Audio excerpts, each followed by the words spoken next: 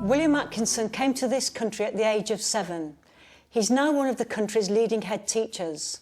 The school he leads, the Phoenix in White City, was the 8th worst performing school when he took it over a decade ago. Last summer, 60% of the pupils there gained 5 good GCSEs.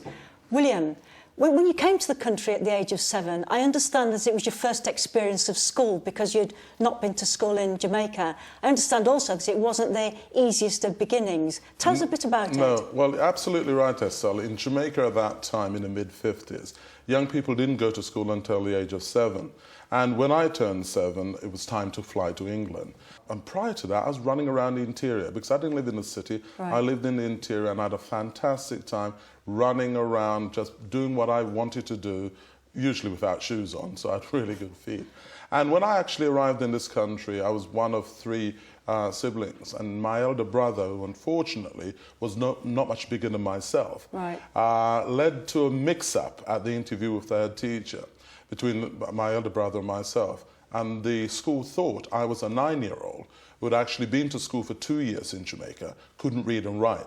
Yet my older brother, who they thought was 7, was thought to be rather sparky and bright. Having not been to school at all, he could read and write and do a range of things that I couldn't do. So unfortunately, I was consigned to a remedial class, as it was then. And that sounds like a disaster, William. I mean, what we know about the importance of those early first years, how on earth did you recover from such a start? Well, I'm bound to say I didn't recover terribly well for some time. And I didn't enjoy being in a remedial class. And I got absolutely nothing out of that at all. So what was the turning point? Because we also know that you can survive in the streets outside, but to do well at school, and you're now a leading head teacher, there must have been a point at which you started to like school and you started to be a success. What was the trigger? Well, it wasn't easy because at the age of 9, the school discovered that I was in fact 9 or not 11, and I'd just taken my 11 plus, failed that. Then they made the discovery and I was put back in the appropriate year group. Unfortunately, because of my lack of foundation, I didn't do terribly well when I took my 11 plus the second time. And I think the only distinction I really carry is the fact that I'm the only teacher to have failed the 11 plus twice. Right, well, it does make you unique. Yeah, but by the time you got to the end of your secondary school, you presumably got O-levels and got A-level qualifications. Yeah. So there was a period there of 5, 6, 7 years when something turned round and you engaged in learning. But it was still really a checkered experience when I went to secondary school. I took my qualifications and I failed everything with the exception of history. Now, and I'd seen my elder brother go through secondary school, very, very successful. He was an attractive, very athletic, very bright person, left with a string of O-levels at the end of the 5th year. But unfortunately, he could never get a job that was commensurate with his qualification. Is that because he was black? Oh, absolutely, because we believe because of racism. And racism at that time, Esther, was absolutely overt, not covert. Yes. It was a time when you can actually walk around the street and you could see signs advertising rooms in houses, but, you know, advertising, in fact, blacks were not welcome.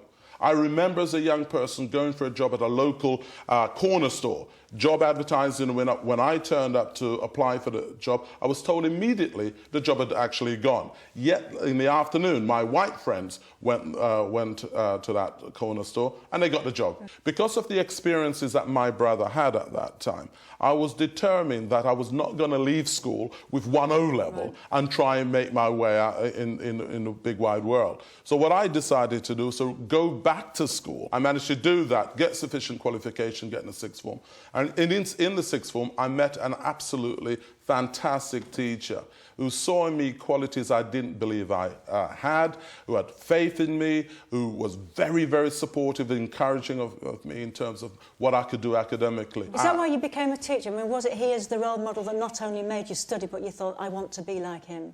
He was certainly extremely influential, but also the other teachers working at that school who were also very strong and very supportive of all the children. So when I looked at teachers, I basically saw a group of people who cared about young people, who were sympathetic and caring, and I kind of liked that. And I thought maybe that's something I could do. And certainly the head of 6th form at the time, Ray Sanders, who was so important in my life, believed I could actually do it. School, to some extent, was a bit of a mixed bag. Things went wrong, things went right. All these years on, now as a head teacher, are the things that you did at school or learnt in your own education that still stay with you and have influenced the teacher you've become? You know, the children you work with or the way your school helped you develop? I think my own personal experience has been quite influential in how I've actually turned out and how I seek to run the school. And also the conviction, the basic conviction I have, that irrespective of your background, you can actually achieve. What you need is a lot of support, a great deal of patience, and with the right guidance and the support and quality teaching, this is key, quality teaching, young people from disadvantaged background can achieve and do achieve. So you went to train to be a teacher. I don't know whether at that point you ever dreamt that you would become the senior head teacher in the country that you have become. But again, it wasn't without fault. There was one point where you had to make 40 applications to actually get a post. So what was that about and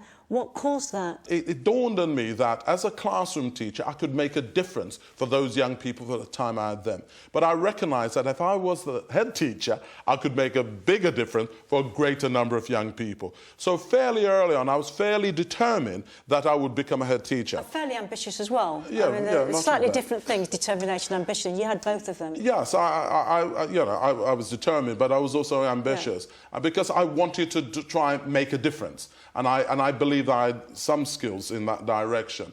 So at the age of 29, and this is part of the problem, I started applying after being a middle manager for some 6 years. And having taken a year out to go to London University and get a master's in urban education, I started applying for a deputy head post, Now, it took over 40, it wasn't 40, it was more than 40, before I actually secured a post. Did you get interviews or did you I got some interviews, but the trouble at that time was, I guess I was a bit full on. And people would take a look at me and say, God, he's all right, but God, can I work with that character, And it wasn't until I met this seriously interesting Welshman, Alan Humphreys, who was a very talented, very gifted, and very bright person. And he knew he could deal with me, and he appointed me. So he was head teacher and you went to be his deputy? Yeah, absolutely. And I think that was a big change for me, because I met this substantial character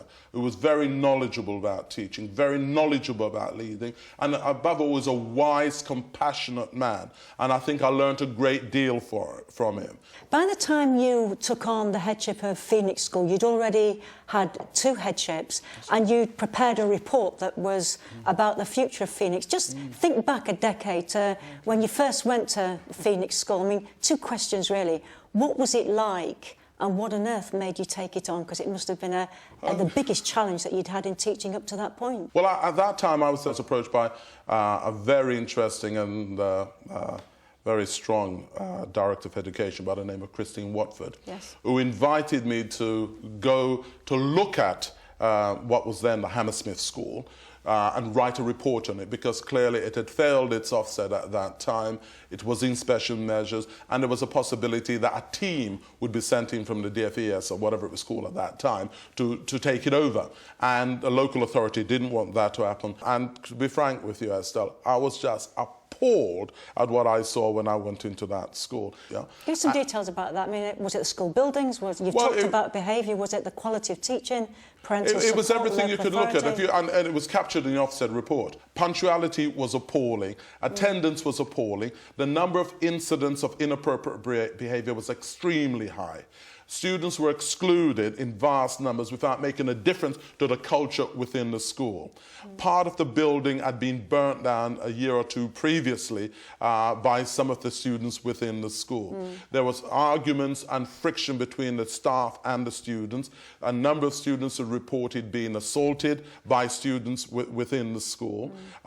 So whatever you took as a measurement, the school was significantly underperforming on that particular measurement. Your decision to take it on must have meant that you had some sense of how it had got into that position and why. So it's not about apportioning blame, but what had gone wrong? I think the failure was collective. It wasn't a question of just blaming the students, just blaming the parents, or the teachers or the management. It was collective failure over a period of time.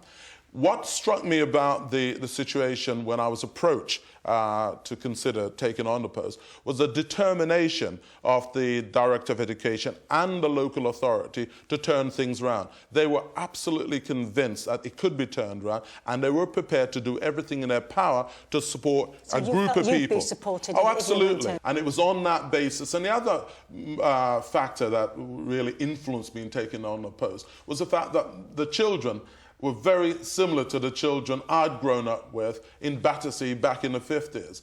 And I realized the difference that education had made in my life. And so I wanted to try and create the same opportunities for these working class black and white children that I had had. Yeah? So that was one of the driving factors. I think my visit to the Phoenix was probably shortly after you'd become head. It was about 1996, 1997. Now, go forward 10 years, we can talk about the success. It can't have been a smooth ride. There must have things you tried that went wrong, things that went right. Yeah. And without going through it all, what went wrong? What did you try that didn't go right? But what did you try that really made the difference? Ultimately, what has made the difference, if I start at the end first, is the quality of teachers and their commitment and the passion that they show. Well, is that doing better with the teachers you had, or was it recruiting different teachers? Oh, absolutely new teachers.